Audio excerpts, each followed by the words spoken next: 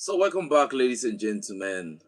The new Malian offensive is more brutal than it used to be. And that is why we are getting some results on the ground right now. And some territories in Mali that before, by calculation of analysts, the Malians shouldn't have been able to take in record time, the Malians are beginning to take these territories. And the fall of one territorial stronghold of the JNIM and the FLA is going to be the build up to the fall of another stronghold of the JNIM and the FLA. And this is very, very important, all right? Because the new strategy of the Malian Armed Forces is very, very dangerous. The enemy cannot, by what we are seeing on the ground, cannot keep up with this standard. And what do we mean by the enemy cannot likely keep up with this standard?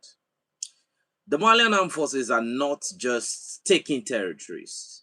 Don't forget, the Malian Armed Forces were present all over the Malian territory, including Kidal and including Tessalit. But it was during this invasion, every other attack on Kati, on Mopti Sevare, and on every other region was a distraction. And this distraction was for the jihadists to have a position, to have, some sort of presence in the Kidal region. And we need to understand something. The reason for this was because of the financial logistics that have been cut out from the FLA and from the JNIM. And one of this financial system was the Interhaka gold mine in the northern part of Mali. I don't know if a lot of people remember when Assimi Goita told all the artisanal miners to move out of the Interhaka gold mine. That was one of the biggest problems the FLA had with the Malian government, because this is one of the three key financial logistic that the terrorists have been using to fund both personnel and to take care of themselves. But General Assimi Goita has been gradually cutting this lifeline. And it is very, very important that you don't only win the war on the kinetic front, on the theater of operation, you win the war logistically too, not just by controlling the trade route. No, you have to snuff out the oxygen. And the biggest oxygen is how they continue to get money. Now, there are some of these that can be immediately controlled, and there are some of these that cannot be immediately controlled. I know yesterday you heard that the Malians took out a column of 25 fighters in Gao. Today, again, there is another airstrike on the enemies. If you go to their Telegram channel, they are currently mourning. There was another strike in Kidal again on the FLA today. So it's big. The whole Kidal operation for the FLA and the JNIM is becoming increasingly difficult. So the question I will ask right now is, why will you get yourself in a place that you cannot hold comfortably, even though the French continue to call it a fortress? And it is because of this change in regional dynamics that is equally kinetic that is making France make an urgent move for this, African summit that is going on in Kenya. Because what we are seeing in Kenya is not something special. It's France looking for new hosts that they can build a parasitic relationship with. And Kenya might be the next host. The Alliance of Sahel, you can see how Emmanuel Macron talked about everything. Emmanuel Macron is trying to hide from the truth, which is the fact that the Alliance of Sahel states has completely removed, the financial supply, that France used to have from their territory. And a lot of people did not know. When France left, France still stayed in form of the MNLA. They stayed in form of the FLA. They stayed in front of the JNIM. They stayed in front of the EIGS. All these terrorist organization is one country, and that is France. Now, at some point, different partners started coming in. Now, some of these partners that came in is Germany. Germany came in, Italy came in, then there were two other European countries that came in. How did they come in? You will hear that these countries' citizens were kidnapped in the Sahel. Between 2011 and 2017, according to an international organization, the European countries that I've just mentioned paid over $126 million to terrorist organizations. And this is what you don't understand. When you see the JNIM come out with so much ammunition, you see some sophisticated capability with them, and you ask, how do they get this equipment? One of the biggest way of funding them is through illegal, this make-believe kidnapping that you don't even know where the people that were kidnapped, you don't know where they come from. You just hear that they were kidnapped and the terrorists are asking for ransom. The European countries will pay the ransom directly to the JNIM through Algeria. And guess where that money goes back to?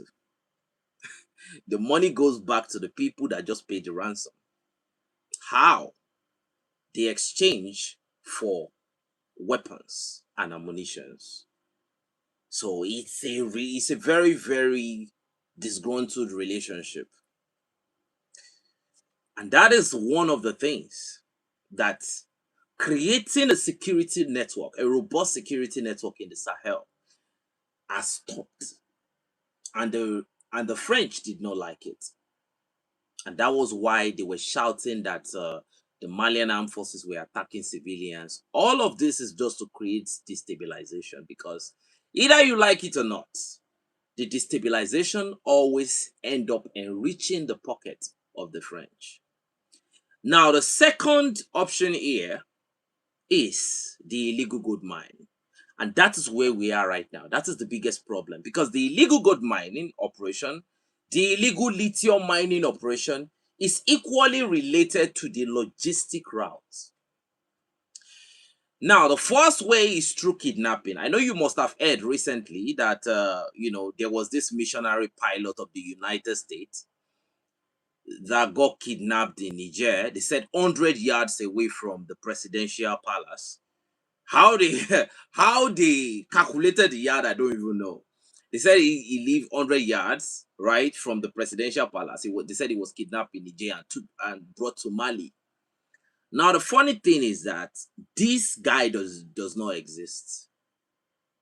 Nobody knows about this guy.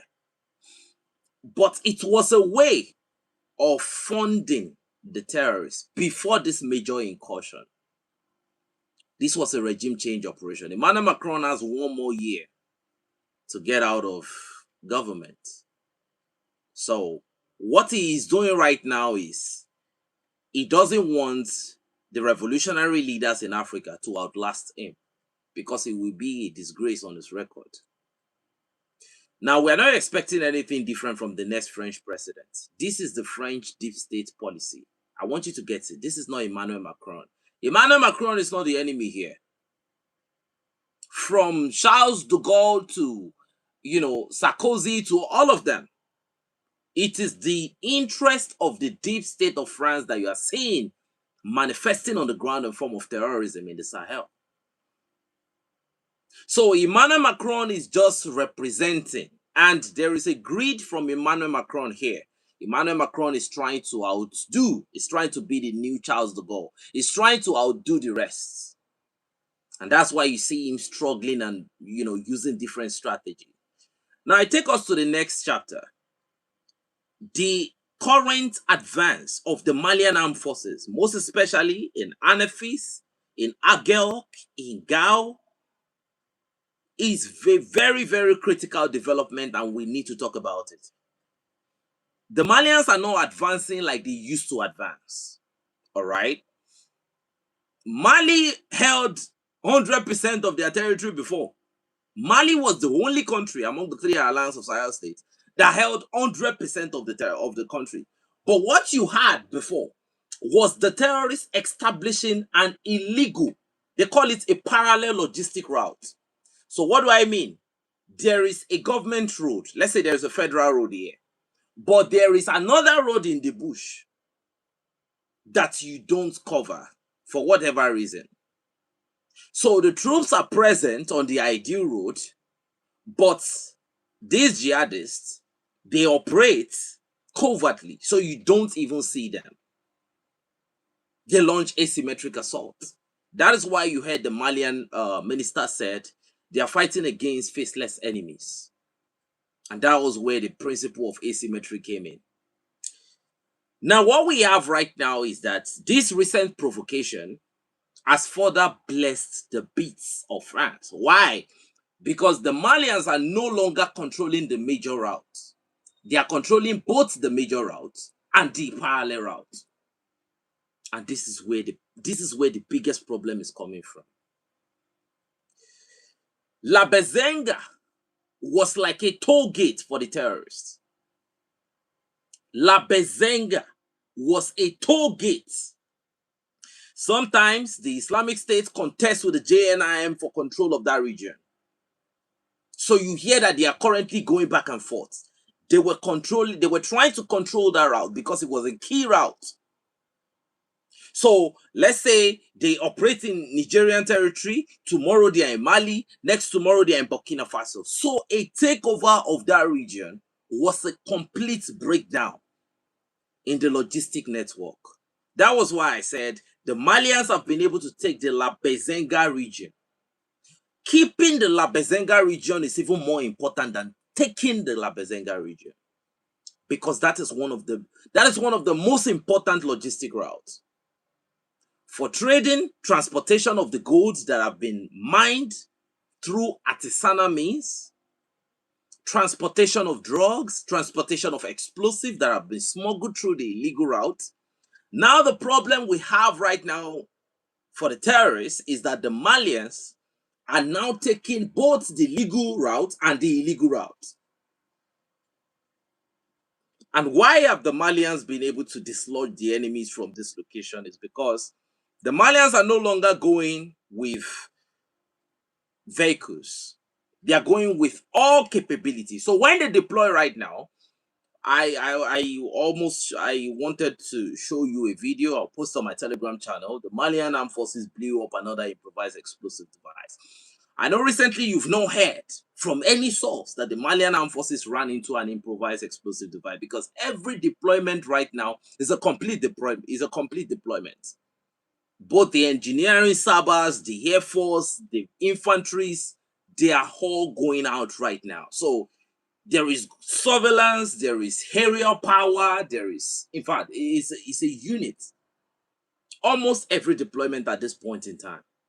The security situation is on the highest level right now. So the Malians have been able to take this parallel routes because of the aerial deployments that have almost been non-stop. The reconnaissance. So when you hear that there are multiple strikes in Mopti, these are not advancing columns. These are the columns that are seated in those camps. The Malians did not know about the posts, like the base of the terrorists, very close to Mauritania. They were not aware of some of these bases before. That when fighters come in from Mauritania, they stay in this base before they get redeployed. They have bases. They don't just move. When they move, they know where they are going. They meet certain people. Those certain people give them certain location. They go to another base. They used to have, just the way the military have bases, they have bases too. So the star-looking base that the French forces used in the La Bezenga region was a base they were equally using. So the Malians are destroying all these illegal bases. They are taking the ones that were previously legal when France was still using them, and the Malians are taking everything. Now, the Malians taking everything has been able to affect transportation. Now it affects the logistics. which has everything to do with the money.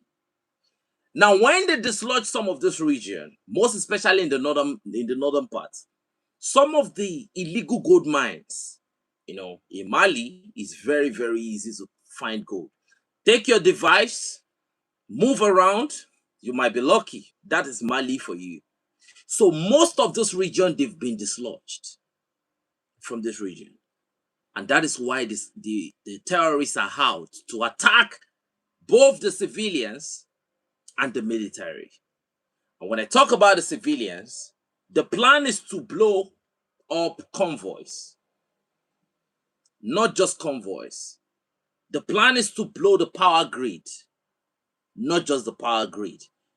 It's multi-layer of soft targeting, not because of the war that has failed, not because of the regime change operation that failed. No, because of the financial strangulation that they cannot accept. So, the financial strangulation, the purpose is to create a sort of decentralized attack so that the Malian Armed Forces will not be able to concentrate. So that's what we have right now. There have been a lot of talks. Sorry for the delay. I had to make sure that the electricity was on point. So, uh, are you there? So let me finish up, right? I'm sorry for the interruption. Let me finish up. So, apart from the call out that Semi Goita is currently doing, which is paralyzing the JNIM, the last one, which is the most important that we have right now, is the fact that the mines from Gao to Anefis to Agel to Menaka, these mines are being taken over again. In fact, they're not being taken over and operational, they are being completely sabotaged. The terrorists are no longer working there and they cannot fund their operation. And this is a major issue. Oh, thank you so much. Thank you so much. I see you. I see you. Thank you so much. So the terrorists cannot fund their operation. And the Europeans are forever scavengers. They are not going to continue to give the terrorists weapons if the source is not coming in. So if they are helping the FLA to fight and they are helping the JNIM to fight and they are giving them media publicity, it is because the French Empire is a dying empire and they need resources so bad. So they are ready to play with anybody to get those resources. They are ready to go down with Boko Haram and any other organization to get those resources. I believe you've heard that before we get to their last source, that the Malians have now been gradually truncating, and this is causing a big problem. The last source are the civil rights organization, by the way, an Islamic organization. I want you to go and find out about this information for the Malians that are watching me. There was an Islamic cleric that was coming from Senegal that was arrested by the Malian Armed Forces. An Islamic cleric coming from Senegal. He had a tainted beard like this, something like ginger color. He was a major Al-Qaeda, logistic route. And that is the last way of funding the destabilization in the Sahel, through the clerics. So they preach extremist, Imam Diko was a very, very influential Islamic cleric. So these are the people that are being used. And these clerics are the ones that have the direct link to the Al-Qaeda network. The Malians arrested him. Now, a lot of people thought, by their own calculation, that because the morale of the fighters of the JNIM and the FLA on the ground was eroding very quickly because of the counter-offensive from the Malian Armed Forces and the Russian African Corps, but that was not it. it was supposed to bring in logistics, because by their own calculation, they believe that they were going to be taking major military bases where they are going to be getting weapons and ammunition to continue the fight. But unfortunately, that did not happen.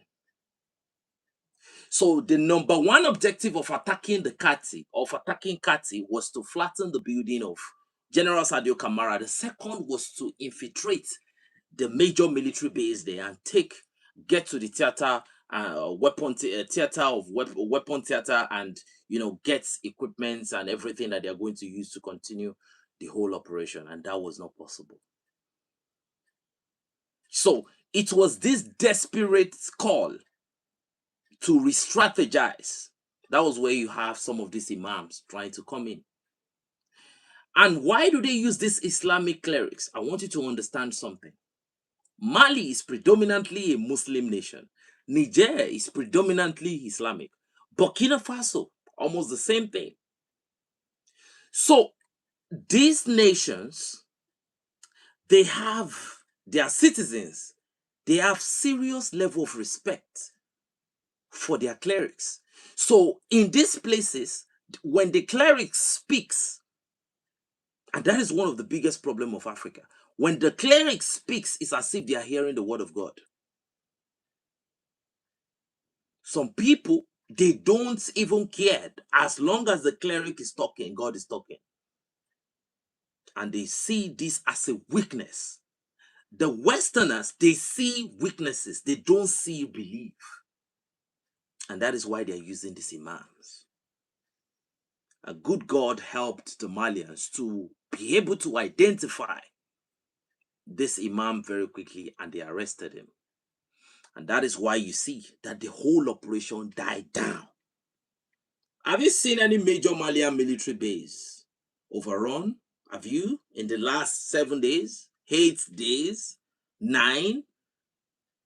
If there are any, you can tell me. Maybe I don't know, but there are none that I know. Go to Twitter. Go and do your finding. The only thing they're doing now is soft targeting civilian infrastructure to create panic for PR, to create pain. And why are they creating pain? Because they're equally feeling pain. The civilians don't see what is going on. The civilians don't understand that, look, it's like you are pinching me and I'm biting you. That is what it looks like. If their bases are being destroyed, where would they stay? So they rather come outside. So this clear out operation is going to take a significant period of time. It's not going to take a while. This is the reality that people must prepare their mind for. It's going to take a significant period of time, step by step. The Malians have been able to establish control and order. If the civilian convoys coming to Bamako is now what is being attacked, thank God. It was supposed to be a complete takeover of the entire Malian Republic before, but that failed. The people in Kidal are getting out of Kidal. The terrorists in Kidal, they're getting out of Kidal. Those that are smart enough. And some cannot leave because they are under orders. If you leave, they will take you out. They can no longer walk in the street of Kidal. We've posted videos and you've seen what happens when they come out to do their PR videos. The Malians are their offensive right now is very, very proactive. And that is what they should continue doing. I know a lot of you on our Telegram channel, you've seen the Shadian attack. A lot of people say, oh, people should have stood up. You should have stood up against it. You should have stood up against that. There is no military force on the planet that can stand up against the Boko Haram attack on that night. The timing, the method of infiltration, the firepower on that night, there is no military in the world that can stand up against that attack. Go and watch the video on our Telegram channel. I will try and post it on my next video.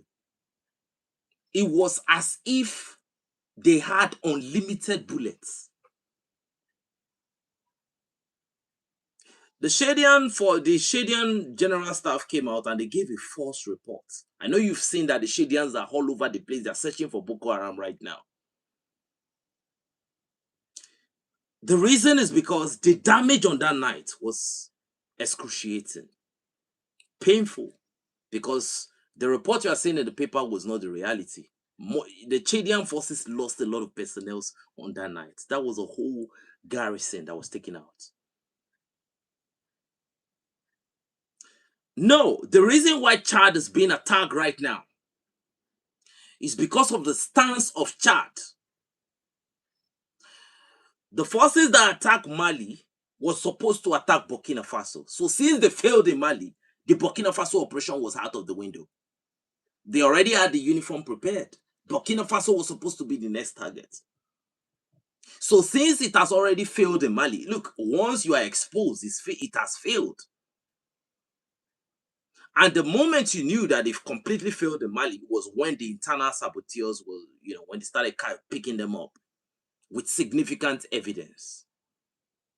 Now, the problem with Chad was that Chad was supposed to provide the fighters that were supposed to attack Niger, but they did not agree. Hence, they have to face Boko Haram now. Chad is in a long thing right now. That is why you saw their president coming out to talk about African leaders should take a stance and all of that. The question we should ask was that why did he play with them in the first place? These are people that if you dance with, you can't stop dancing. You have to keep dancing. You can see the behavior of William Ruto. Some presidents in Africa can give birth to Emmanuel Macron, but look at how he treats them. So the question is, why do you dance with them in the first place if you know you are going to get tired of dancing along the line? So Chad should prepare. They are hitting Boko Haram hard right now, but Boko Haram will fight back. This is a clear intel. If they need it, Boko Haram will fight hard. So the Chadians should prepare. If this is going to be their battle for sovereignty, they should prepare. But it's equally good that the Chadians did not accept. And now we are hearing that there's going to be a new collaboration between Niger and Chad when it comes to oil exploration. You know that Niger has one of the largest oil reserves in the entire West African region. So now there is a bilateral talk between Chad and Niger. They're still in the woodworks. Very soon it might work. And sometimes pressure unites people. So who knows? Maybe this precarious situation will unite Chad and Niger. Then that will be that will even be a bigger problem for the enemies. Because one thing I've seen is that the Chadian fighters, they are battle ready. But there is no level of readiness you have that can stand up against the asymmetric attack of that night. No, I have never ever doubted the capability of the Chadian forces. Those guys are ready for anything. But that night, there was no denying the Boko Haram. Take it to the bank. Nobody can stand up against that attack. The numbers of I probably believe the Boko Haram would have shot themselves on that night. Because I can't. The number was enormous. And you know where they came from. They came from Nigeria. So you can see how one neighbor can implicate another neighbor in West Africa. So this whole conversation of ECOWAS is dead on arrival. There is no organization like West Africa. ECOWAS cannot unite West Africa. ECOWAS cannot unite West Africa. You can see there was only one ECOWAS parliamentary member from Senegal that spoke about sovereignty. The rest, they were looking like morons inside that hall. They know what sovereignty means, but they dare not speak. And you know why? Because a lot of these people were told, oh, you've been given this appointment. Thank you, sir. Yes, sir. They are opportunists. They don't have the credibility to take that position in the first place.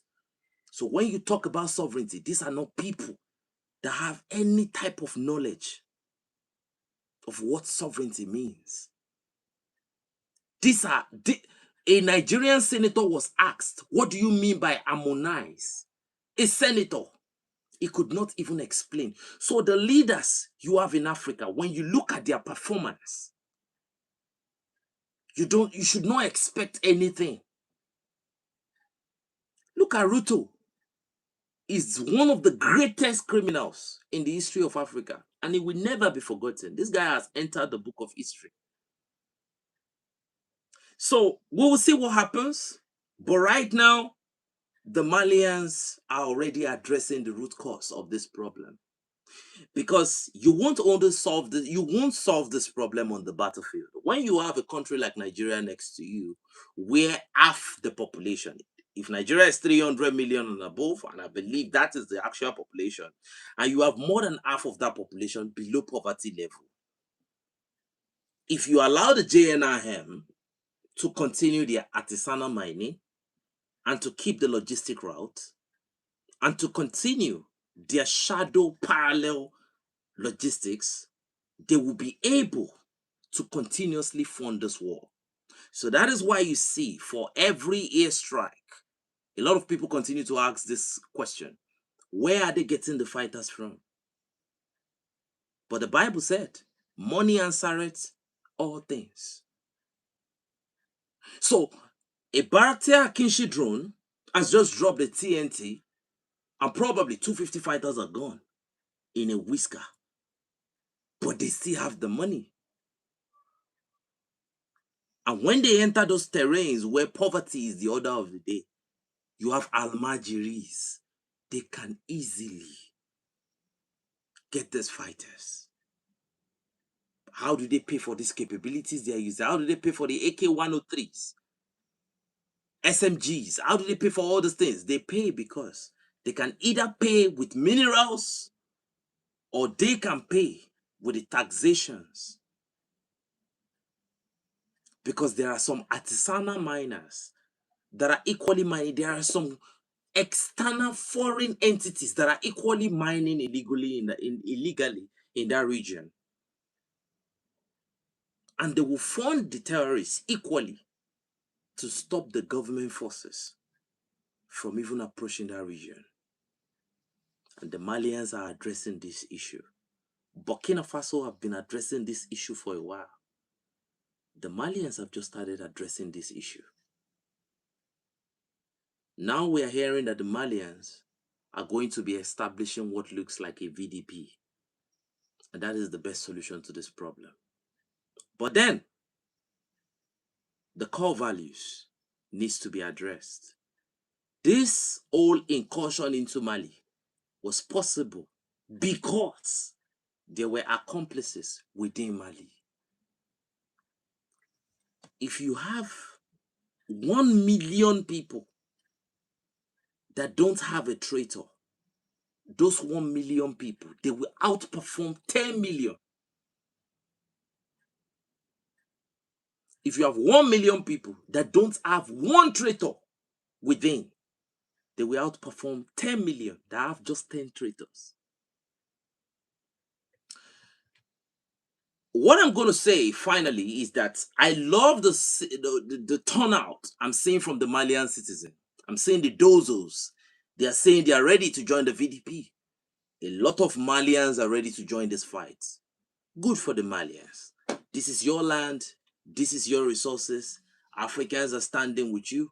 We are ready to fight alongside you, because what we do every day right here, we are waging war. This is counter-offensive. It's on the information front.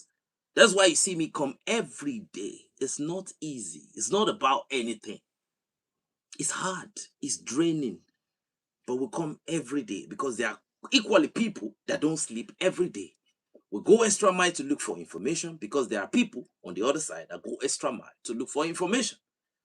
And on this platform, We've seen people from the other side too that come here. I'm talking about the T people. They visit this channel too. They might be watching me. So if I've given any information that is against your opinion or that you don't agree with, you can drop your opinion. I used to see your comments, but it won't stop what we are doing. So I love what the Malians are doing. They are doing it the right way. But at the same time, the root cause of this problem needs to be addressed, which is the core values. And this is where the liberation of Mali is going to come. This is the best part of Mali. It will never ever be better than the next phase. On the military front, because Mali is talking about they are beginning to talk about creating a rapid intervention brigade, and at the same time a VDP unit.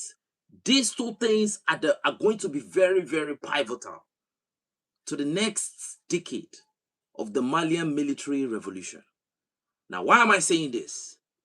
The previous military personnel in Mali, the ones that are still there, most of these people had the Western Francophone, what should I call it? The Western French core values, which is complete criminal, complete terrible.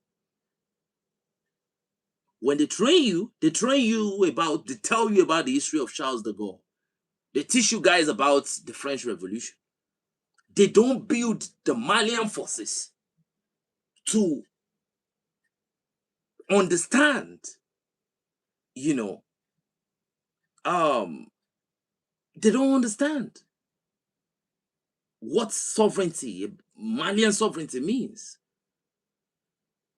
What they understand is, you can see that an officer traveled out, came back, put money on his head and posted it on Facebook. That is French core values right there. So this VDP and this rapid intervention brigade, which are the Malian special forces, is going to be very, very important, because there is a new core value that is going to be introduced to this personnel. Who is going to train this personnel? We don't know. That will be between a discussion between the Malian Armed Forces and the Russian African Corps.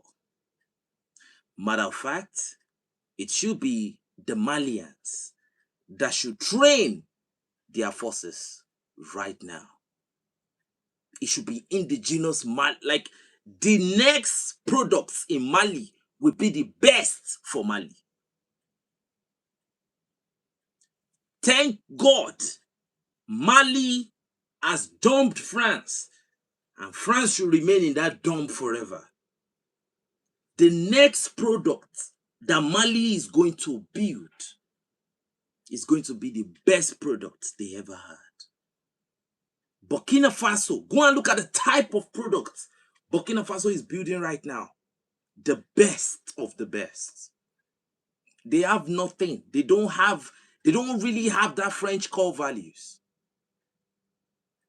They don't have US core values. Most of the Nigerian forces are trained by British, French, US, Israelis. So you can see the performance of some of the Nigerian army when it comes to how they treat their civilians and how they treat foreigners in Nigeria.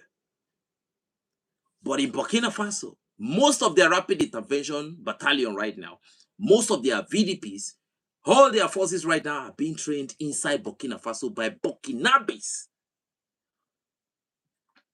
The Youth Expeditionary Column in Burkina Faso right now, they are officers that were trained based on the experience on the ground. What is going on in Burkina Faso is a complete revolution. And Mali is about to experience that. And that is why I'm saying the next phase of the Malian Republic is the best they will ever have. We can't go back from here. We can only go forward. So forget the threat and don't despair. France is fighting hard. That is why they are in Kenya. That is why they are preaching gospel everywhere they go now. That is why Emmanuel Macron has been forced to say that the last time they had some bad policies was back in 2017. The AES is that gas. The AES is that pressure that is pushing everybody to stand on their feet right now.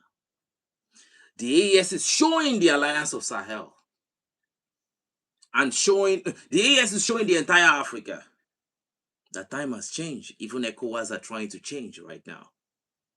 The West is trying to change. Everybody is trying to change. Emmanuel Macron is now calling himself a Pan-Africanist. It is not because of the leaders in Africa. It is because of the AES. They said Pan-Africanist are cultists. They said we are bad people. But why did Emmanuel Macron call himself a Pan-Africanist? You can give us that comment. You can give me your opinion in the comment section. Why was Kemi Seba arrested? Because he's a Pan-Africanist.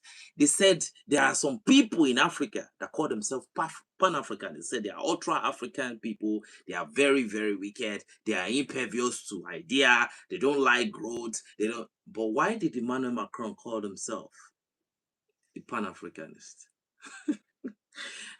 A lot of people are saying they want to spoil Pan-Africanism. But ladies and gentlemen, you can give me your opinion.